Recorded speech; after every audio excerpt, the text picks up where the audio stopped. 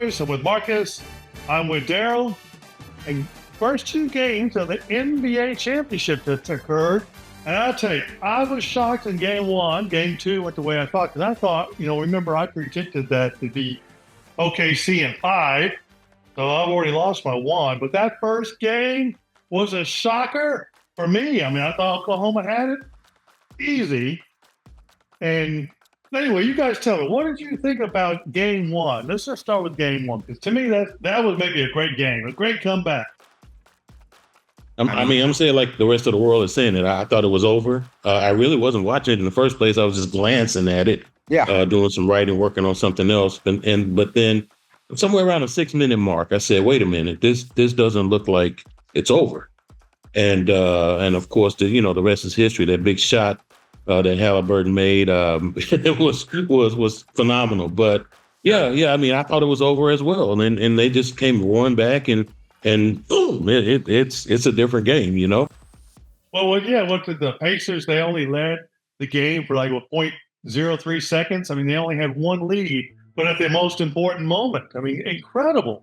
Yeah. So I was on vacation, and I did not have the ability to watch the game, even though I was trying to figure out like who had a Fire Stick or whatever. So I stepped out to go grab some food at a restaurant not too far from our Airbnb. And this is the third quarter. I get there, or maybe right at halftime. I watch most of the third quarter, and I'm like, OKC is doing what we thought OKC was going to do. So at that point, I'm pretty much like, okay, I'm checked out. Not to say I'm not interested in the game, but okay, this isn't going to be a series. And then I go back to the Airbnb. I wake up the next morning and bam, Halliburton did it again. And the funny thing about this dude is that he's becoming that guy. Like, he's done this entire playoffs. He has found a way to, when you were about to count Indiana out, and again, it's a team effort, but this guy is just a standout player.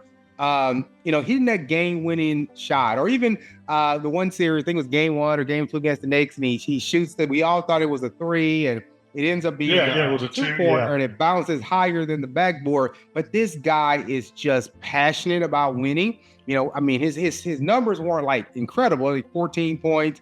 10 rebounds, 6 assists. Siakam had 19 points. It was a balanced effort, but I just can't believe that because Oklahoma City dominated so early, they forced 19 turnovers in the first half, and then they freaking choked.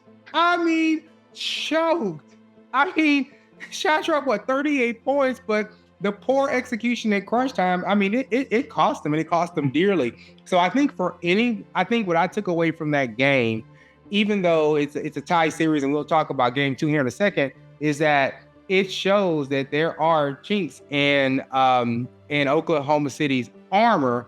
And if you think about a previous episode, probably a blooper episode, but Indiana was still kind of hot, right? We've talked about games having a little additional time off, and sometimes that almost a team that's been kind of playing more regularly, it kind of gives them an advantage because they're just still in that mindset and that rhythm. But game one's crazy. I'll let you guys take game two, and we can kind of come back around the horn. Yeah, well, before we go to game two, I have to ask you this thing. This theory, two things were spoken about y'all's theories. First theory, you got to learn how to lose before you win.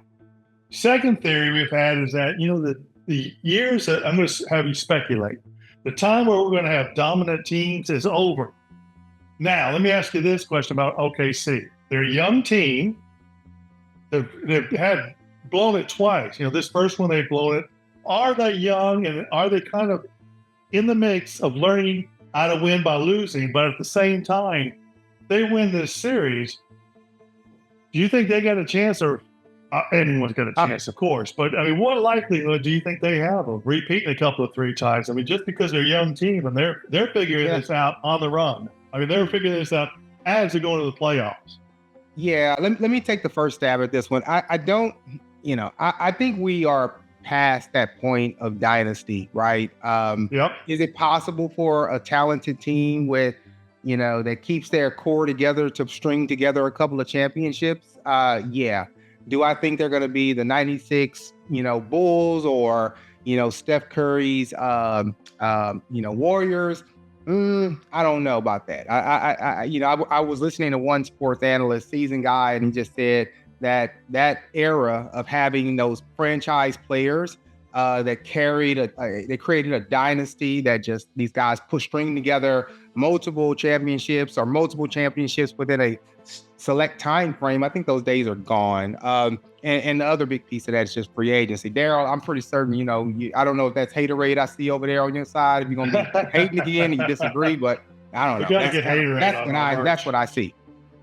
Yeah, I think they can. I think they can repeat, but like Marcus is saying, but we're talking dynasty. We're talking about years and years of good success, winning championships. I mean, I don't see them as that type of squad. I just don't. Yeah. All right, game two. Game two looked like the way I figured it was going to go in the first game, where Thunder dominated that game pretty well. What'd y'all see in that game two? The Thunder made the necessary adjustments, right?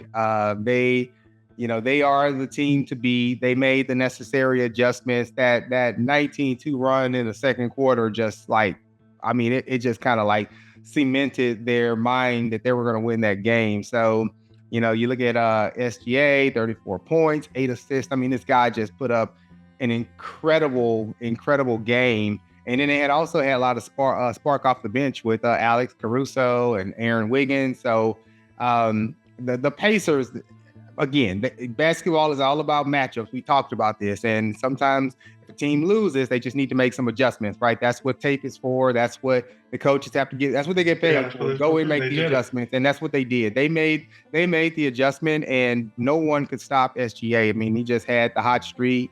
Wasn't exactly on fire from the three-point range, but and I think the other side of it is that they know they had one guy to shut down, the emotional leader of that team, which is Halliburton, and they kept him. I mean, 17 points typically is still a stellar game, but you got to get this guy's got to be on fire, right? If they're gonna win a 7-game series. So that's my take.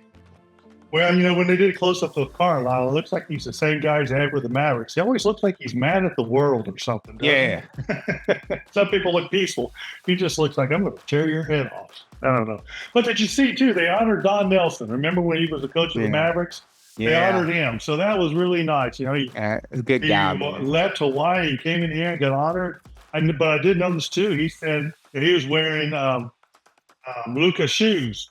In honor of Luka. He says he cannot believe the Mavericks got rid of Luka. I know I'm going back to that, but Don Nelson brought it up. So great coach he is. But I'm glad they honored him. He deserves that. Yeah, they need. I like to see stuff like that. I think they need to do more of that. Just giving people their flowers while they're still alive. Yeah, that's for sure. That's for sure. I laugh because maybe I'm getting closer. You guys might need to honor me soon. No, I know, man. You're a spring chicken. That's true. Thank you very much. Bruce, on that same note right there, before we wrap, come on, do we need to make some adjustments on our predictions for the series and how many games?